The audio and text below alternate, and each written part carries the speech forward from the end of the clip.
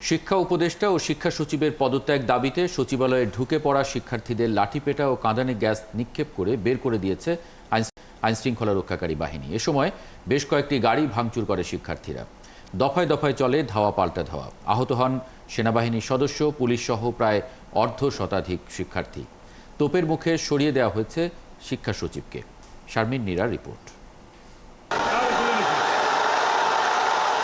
মাইলস্টোনের ঘটনায় হতাহতের সঠিক পরিসংখ্যান তুলে ধরতে হবে। মধ্যরাতের পরীক্ষা স্থগিত করা কিংবা শিক্ষা উপদেষ্টার পদত্যাগ, এসব দাবি সঙ্গী করে আবারও শিক্ষার্থীদের সচিবালয় প্রবেশ করেই কয়েকটি গাড়ি ভাঙচুর করে বিক্ষুব্ধ শিক্ষার্থীরা।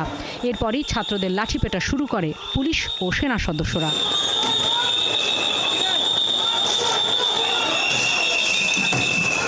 সাউন্ড গ্রেনেড আর কাঁদানে গ্যাস ছুড়ে ছত্রভঙ্গ করে বিক্ষুব্ধ শিক্ষার্থীদের।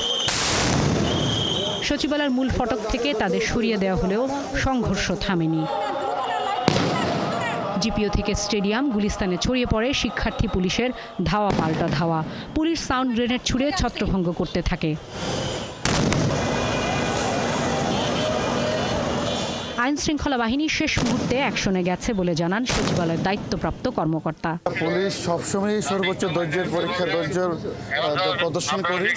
তারপর যখন জাতীয় স্বার্থে, এটা একটা কেপিআই, ওই স্বার্থে যখন আমরা আমাদেরও সিকিউরিটির ব্যাপার থাকে, আমাদেরও রাইট অফ প্রাইভেট ডিফেন্সের বিষয় থাকে, তখনই আমরা শেষ মুহূর্তে আমরা এটা প্রোটেক্ট করি।